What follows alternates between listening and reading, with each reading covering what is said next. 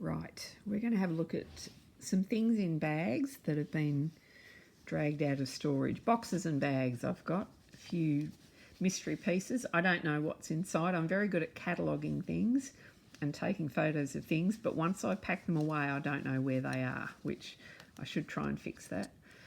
This is nice. I only bought this the other day, so it's probably the first thing that I pulled out.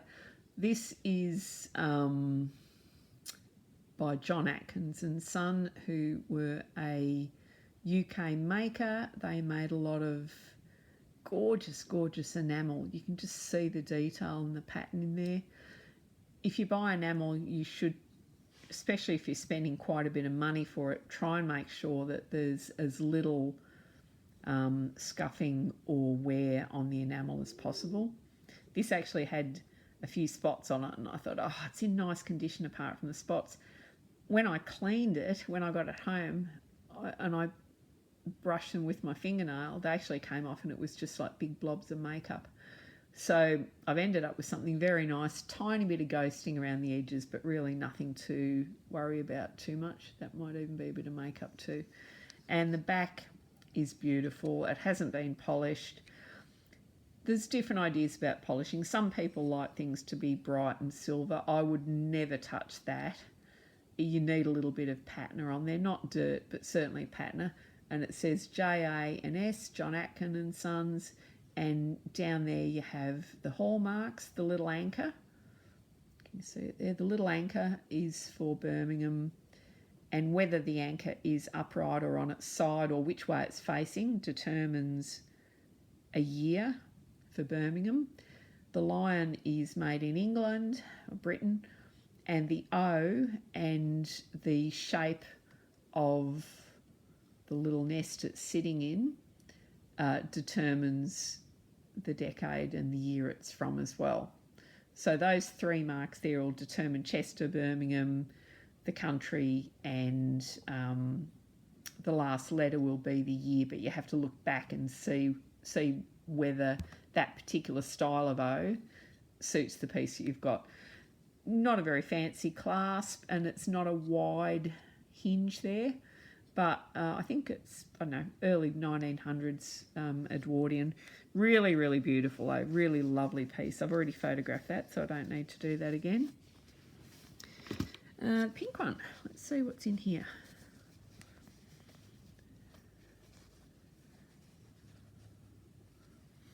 Ah, nice. Okay. So this is a jewel crest brooch, and jewel crest was one of Donald Simpson's offshoots. Quite a nice brooch, this one. He always has good height. People will talk about the stones being boat back stones, so they mean whether the metal cradle, the setting that the stone sits in, whether it has a bit of depth and a bit of a boat sort of shape to it, which, as you can see, that does. The good thing with this one, it's actually stamped jewel crest there, so I don't need to run through hoops trying to prove that the design is his. But all of the factors with this, the fact that it's got that is one thing. The boat shape settings, look at the shape of the hinge, the design of it, look at the shape of the barrel clasp with that little gap there for it to spin. It's not a super heavy piece, and I don't think they were quite as solidly made as a lot of the Simpson pieces, but it's very well done and it'll be worth something. But always nice. I think it's in a pink bag because I think I decided that pink bags were Australian. I don't know why, but I think that's how I can tell that it is something Australian. Oh, this is a heavy one. Let's have a look. Oh yeah, this is a nice one. I think it needs a bigger bag though. Gonna need a bigger bag. This is beautiful. A very spectacular piece. Look at the height. Look at all the stones in it. I think I've stuck it aside because somebody suggested it might be a Juliana. I have no idea. American jewellery is a whole different area, and I don't think Juliana signed their pieces, So if it is Juliana, I'd have to go through lots of different American sites and have a look and decide whether it is. But it's very nice. I know that they did do some open back stuff, and they talk about a figure 8 in joining the, whatever you call these bits together. But I don't know enough about it to be able to say this. But it is a spectacular piece, good bit of weight to it, nicely held together, hasn't lost any stones, and I'll find a bigger bag for that one. But it'd be nice if it is an actual Juliana. Right, next piece. This is exciting. I like going through these bags. Wouldn't want to find anything in a hurry though. This one. I was talking about this on the site the other day. This is beautiful. This is absolutely, doesn't look as nice on my crappy old skin. I don't know how to say it. Is it chrysoprase, chrysoprase? It's a beautiful, beautiful stone. Not good with a green background. Just very classy with the marquisite. And on the back, it just says STG, sterling. I don't find many bracelets with just STG on it. It seems a bit odd. Could be Australian for that reason, but yeah, just slightly odd. I also feel that this has been added later, because the silver does not seem the same. I wonder whether it was too small for someone, and so they've added a watch band onto it. I just feel it's not right. It's not sitting right. So that aside, it's just spectacular. It's so lovely. Probably needs to go in a case on its own so it can lie down too. I've got to sort out the way I've got everything and how I'm storing it. This is Elizabeth Reimer, Australian, and fabulous. I quite like the Australian pieces with a nice stone in them.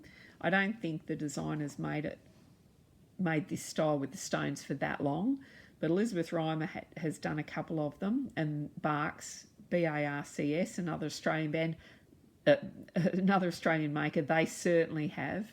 And it's beautiful, beautiful rhodonite stone there. Really nice design, a little bit of 3D.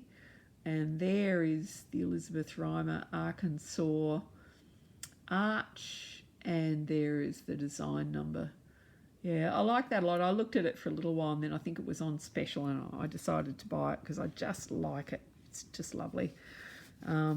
Very, very heavy too. Again, it's not gold. There's no special anythings about it, apart from the fact that it is an Australian maker that's very collectible. And, you know, the post. Oh, here's the one we looked at the other day. There's my peacock that I've put aside. I must have just thrown that in the safe the other day. I've talked about that one in another video.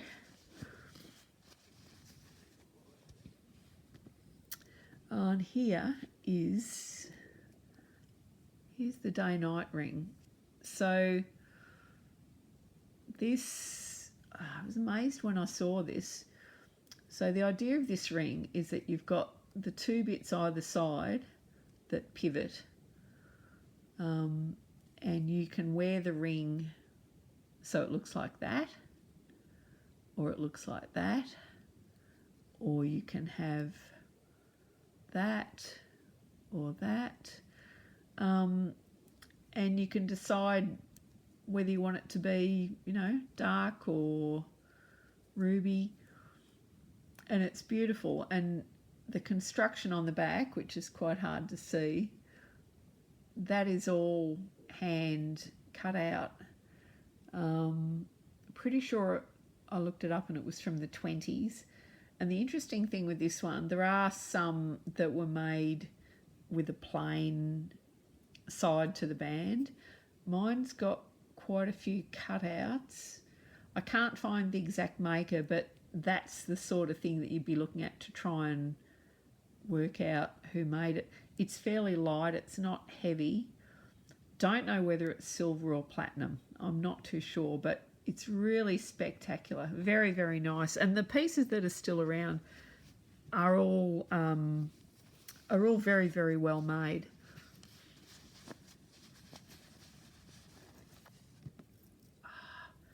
Here's another Elizabeth Rymer. She should be in a pink bag.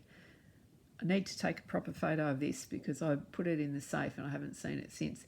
It's not worth heaps of money, but it's worth a bit just because of what it is. And it's got a spectacular piece of pressed glass down the middle, which I haven't seen Elizabeth Rymer use in other pieces. And then you've got this real, was it Bridget Riley? I think it was Bridget Riley, the artist who used to do these 1960s sort of psychedelic patterns. She used to do a lot of paintings. It's just amazing. It's of its time. Now, when you look on the back, you've got the horseshoe, you've got the 2058. The horseshoe doesn't have any detail on it, though. It doesn't have Elizabeth Rymer. And on the top of the horseshoe there, see that little bit on top? That's little crown or fan, but there's definitely no attempt to write Arkansas in there. And I think this, to me, this would be an early-ish one, I would say. But I love it. I absolutely love it because it's different. You know, I know she does a lot of sparkly stuff, but I like the Elizabeth Rymer pieces that have a point of difference around them. Either they're very unusual, I've never seen another piece like it, and it's just very, very different. So sometimes with jewellery you can collect a particular style and then all of a sudden you sort of realise that there was something different and odd around, and that becomes the focus rather than just more of the same.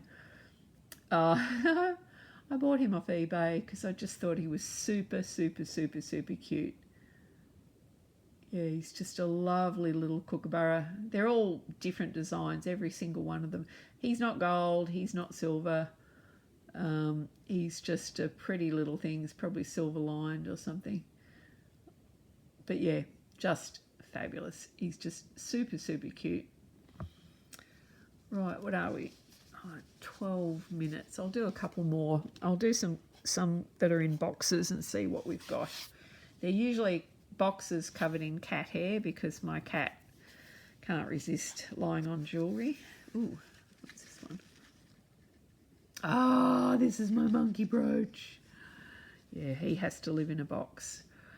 I lashed out and bought a monkey because I've always wanted one of these. One sold the other day on on eBay that I missed out, and that was a Marcus Eat one, but this one's a sparkly one. And this was made by Noel and Pfizer, who were a German jewellery makers, and Germany had a lot of jewellery makers in the 30s. They had whole regions which were dedicated towards making jewellery. Look at that though. He is absolutely spectacular. And the back is just as beautiful. You've got the mark there for Noel and Pfizer on the back, and you've got the 925 for silver. His tail's intact, his feet are intact. Same with the dangling one, and the dangling one actually has the diamantes on the back as well, and his tail's intact. So if you're going to spend a bit of money, and I probably spent the going rate for something like this. He wasn't a bargain. I like a bargain, and quite often I get a bargain, but he wasn't. He was the going rate. I just decided I was going to go for it because I'd always wanted one of these. And if you're going to pay the going rate, or pay for a really, really good piece, make sure it's all intact. That's the important thing. Make sure that there's nothing missing, certainly nothing broken off, because you can't fix things easily. But he's beautiful, and I'm not going to hang him for anything or throw him in a bag. He goes in a box so that he can't move around. And what else have I got? This one. This I got from the UK, I believe, quite a few years ago now. It is opal. I don't know if all the opals are from the same era, and as you can see, the central one doesn't have a lot of colour to it, but it's just a really cute little brooch. Fairly long long pin, and it does have a mark in there, hidden in there, which I'll work out what it says later, and it's got the safety chain. So if it was really bright opals, black opals that were very, very shiny and everything, it would be worth a lot more. But it is beautiful. It's a great size, and yeah, very, very pleased to have that. And I'm fairly sure I didn't pay heaps for it, so I would have